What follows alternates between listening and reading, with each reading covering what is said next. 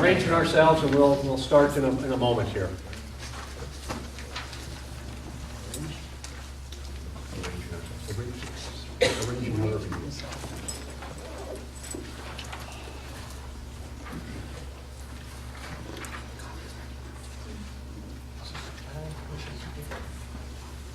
So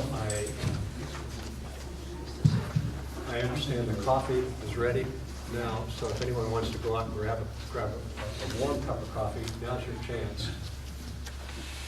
See no one make a run for the front entrance.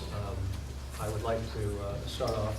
I'm Jeremy Graves. I'm the Community Development Director. Is this PA working? No. Turn it up a little bit, it's working. Okay, is that a little better?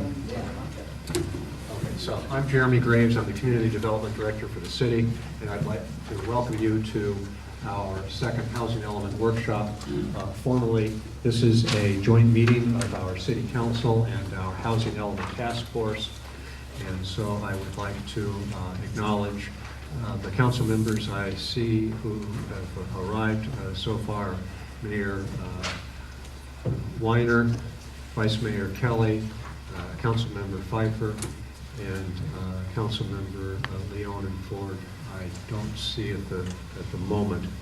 Also, I would like to acknowledge our Housing Element Task Force members, Chair Stan Baer, Vice Chair Joan Cox, Councilmember Mike Kelly, Steve Flahive, Ray Withy, Kim Stoddard, Chris Vischer, and Susan Cleveland Knowles. Also at the table with me to my left is Associate Planner Lily Shinsing. She is the project manager of the Housing Element Update program. And to my far left is Larry Mintier of Mintier and Harnish Associates, the city's consultants, and then Chelsea Norton, who is the primary member of the consultant team doing most of the work. As always. So I think most of you had an opportunity to pick up the packets that are on the table out in the hallway. We also have an evaluation form that at the conclusion of today we certainly appreciate you filling out. Let's see. As I mentioned, the coffee is now warmed up. We understand there are restrooms out on the outside beyond the front door. This meeting is being video recorded and will be posted on the city's website so that if any of your neighbors or associates who are not able to make the meeting today can view the meeting there. Also, I'd like to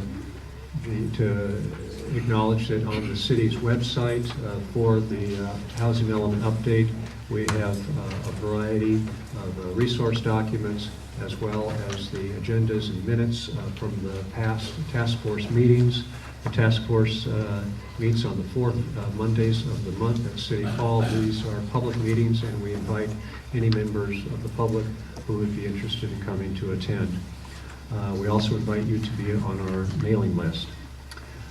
Just briefly on the Housing Element Task Force, the Housing Element Task Force began meeting in December 2009 and has held over 30 meetings since then, and I would guess we still have many meetings to go, and so we're very interested in inviting you to attend our meetings.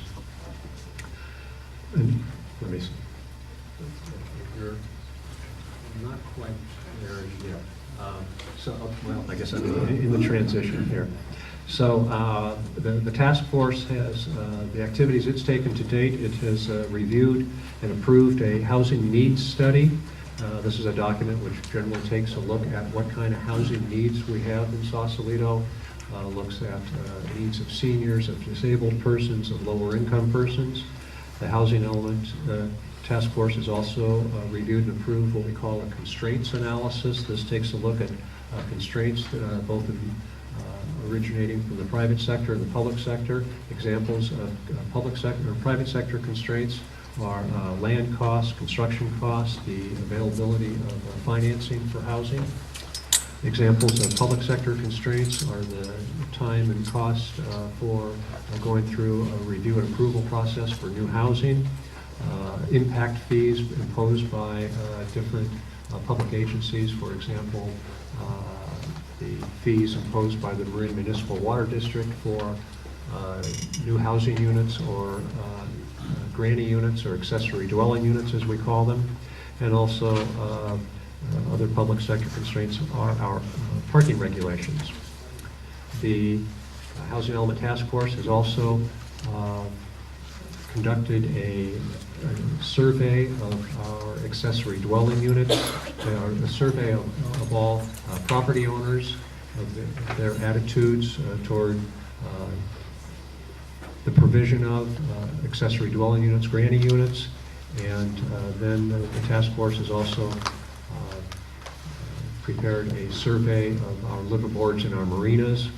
This survey interviewed or spoke with liverboard residents themselves as well as the marina operators and evaluated the conditions of liverboards and opportunities for increasing the number of liverboards, since this is a candidate opportunity for increasing housing, which will be discussed later this morning.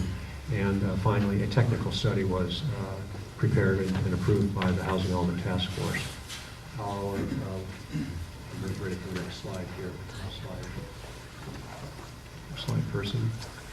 We have a series of workshops. This is the second in the series. In February, we had our first workshop, which I believe many of you had the opportunity to attend, and that provided an overview of the housing element update process. And then early next year, we anticipate having a third workshop, which would review the draft housing element policies and programs which the task force will be preparing. And so then I'd like to shift it over to the next presenter. I'm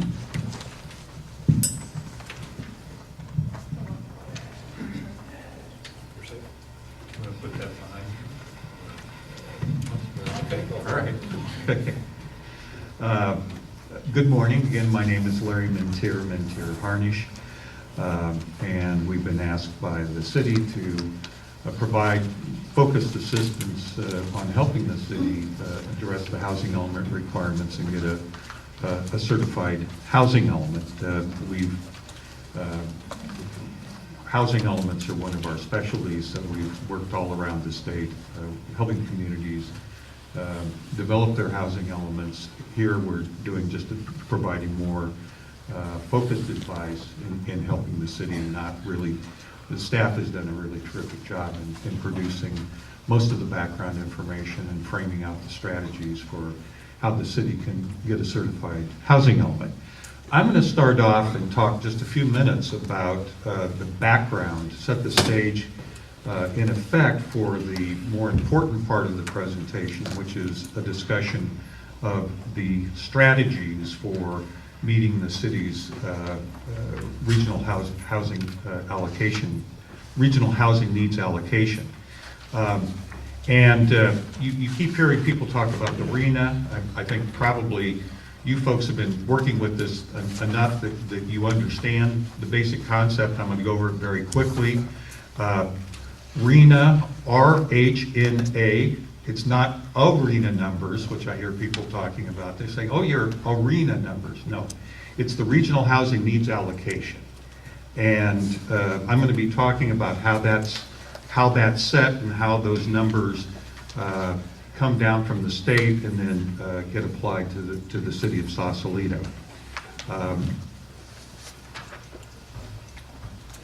So just a refresher, the housing element is one of the state mandated elements. There are 7 mandated elements in the general plan: land use, circulation, open space, conservation, safety, noise, and then housing. So this is one of 7. but there are very special requirements that attach to the housing element that don't apply to the other elements. The requirements are much more detailed if you read the state law. There's a specific requirement for periodic updating of the housing element, which is not true of the rest of the general plan. And so the housing element update process runs on a 5-year cycle. Currently, it's going to change in the future, but it runs on a 5-year update cycle. But in conjunction with that 5-year update cycle, there's actually a 7.5-year projection period. So the projection, the needs projection period is actually longer than the cycle for updating your general plan. The housing element is also unique to the extent that the state does a very rigorous review of the adequacy of the housing element. This is not really true of all the other elements or even the other elements in the general plan, except, well, the coastal element of general plans is subjected to pretty rigorous review, but of the 7 mandated elements, this is unique. The state requires that they be sent the element for review in draft form and then final form. So getting back to this regional housing needs allocation, it starts with some projections that are developed at the State Department of Housing and Community Development. Works with the Department of Finance, taking population projections, then massaging those, turning those into housing need numbers, and adding in demolitions and replacement, making assumptions about household sizes, and then making assumptions about vacancy rates. So there's a pretty elaborate process the state goes through to develop the numbers that they then hand off to ABAG, the Association of Bay Area Governments. So they only make an allocation region by region, and the state does this for every region in California.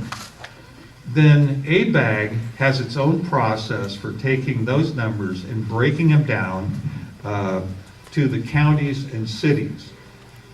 Actually, it looks like, well, you'll see in the next graphic how it can be easily confused in terms of how the process works. But the allocation that comes down to Marin County is just short of 5,000 for this projection period. So you see it's 2007 to 2014, and that's the total number within the region, the 214. But that is in the allocation process, after it goes through all these machinations, the magic number for Marin County is just about 5,000.